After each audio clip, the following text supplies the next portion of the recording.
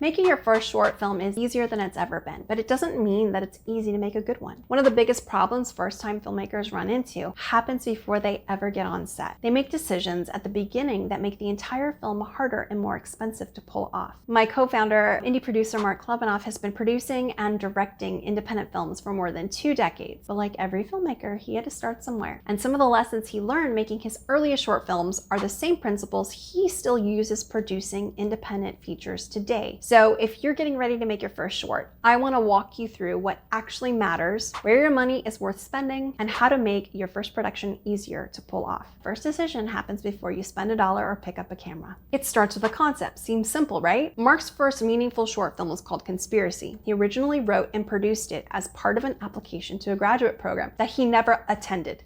But that short later became the genesis of his second feature film, The Pink Conspiracy. So something that started very small ultimately ended up becoming a stepping stone in his career. And the idea for it came from a running joke with an ex-girlfriend. Whenever she would do something to annoy him, he'd reference his other exes and say something like, "What, do you guys get together and have meetings and plot ways to mess with me?" And that became the concept for the film. Then he developed the short around people, places, and things he already had access to.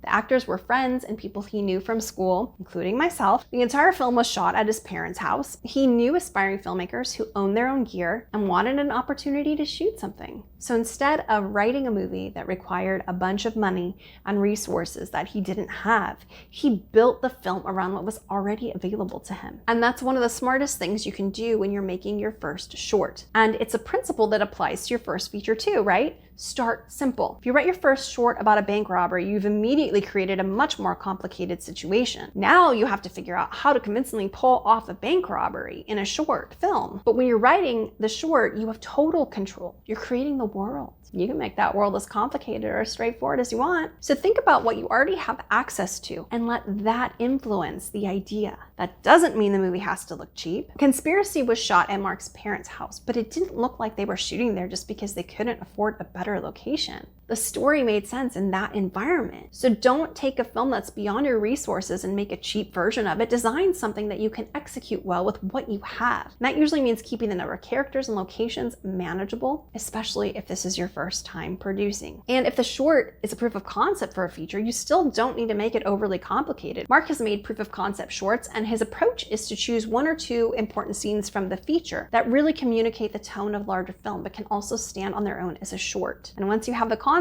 the next thing to think about is the story itself. Because spending more money does not automatically make your short better. You can make an amazing short for $500. You can make a mediocre short for $50,000. Concept is everything.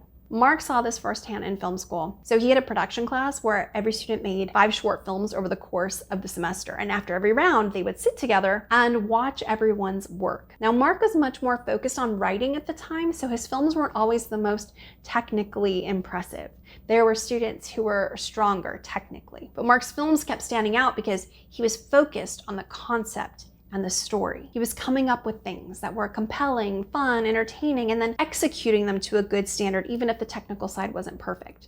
That was enough for people in the class to recognize that he knew how to tell a story. So before you start obsessing over the camera or how much money you need, make sure you actually have something worth shooting. One of the ways Mark developed that skill was by studying scripts and movies. So when he saw a movie he liked, he would find the screenplay online and read it. Then he'd compare what was on the page with what ended up in the film. And he read bad scripts too. His first job in the industry was as a development intern, where he spent a huge amount of time reading and covering scripts. And he'd tell you he read a lot more bad scripts than good ones. For sure. But reading bad scripts teaches you things too, because you start recognizing what doesn't work. You can do the same thing visually. Watch movies you like and start paying attention to how they're put together, not just what happens in the story. Once you have something worth shooting, then figure out what that particular story actually requires. And if you've kept the film relatively simple and contained, your crew may be much smaller than you think. On a micro or no budget short, you can potentially have one competent cinematographer who understands both camera and lighting. And then you need somebody who can record good sound. Sound is one area where you should not cut corners, because sound can make or break a film at any budget. If the sound is garbage, the whole short suffers. The film is good, but not technically extraordinary, and the sound is great. Good sound can help elevate the entire project. So don't put all your attention on the image and treat the sound like an afterthought. Beyond that, your script determines what you need. Would it be nice to have a script supervisor? Absolutely. Would it be nice to have a full G&E crew? Of course. Do you need wardrobe and makeup?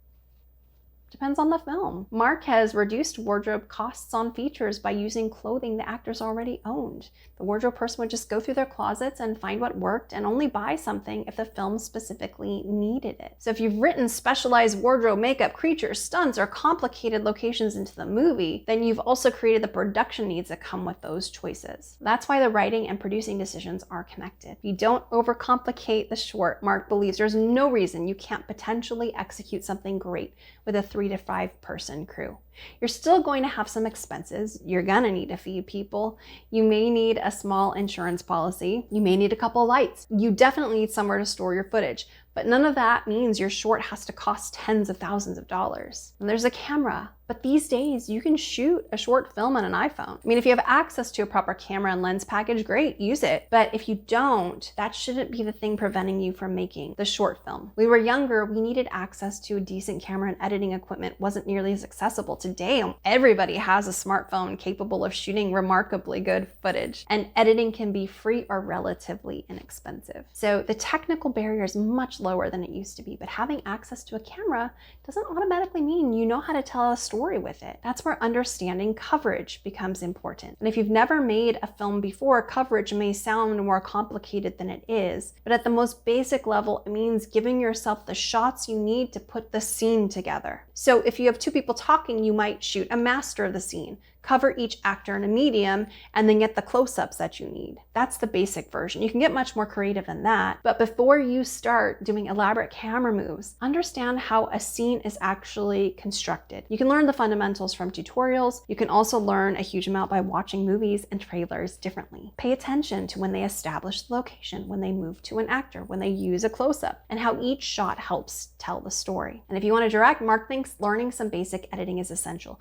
You don't have to become a professional editor. Mark doesn't consider himself a polished editor. He says he's good, but not great. But he can rough cut his own material, and that skill has helped him many times throughout his career. There have been productions where he wrapped for the day, went back to his hotel room, or went home and started cutting footage that night just to see how it fit together. Because editing teaches you how to shoot more efficiently. When you understand how the scene is going to cut together, you have a much better idea of what you actually need to capture on set. Mark has worked with directors who shoot a scene in a bunch of different setups, and it quickly becomes obvious that they don't really know how any of it is going to fit together in the edit. Competent directors should walk onto set with some understanding of how the scene is going to cut, and that can simplify what you need to shoot. And on an indie production, time is money. So even if you eventually want someone else to be editing your films, learning enough to rough cut your own work can make you a better director. And this is really what your first short is for. It gives you a place to learn how all of these decisions connect. The idea you write determines what you need to produce. The way you shoot determines what you can do in the edit. And every short you make gives you a better understanding of how to execute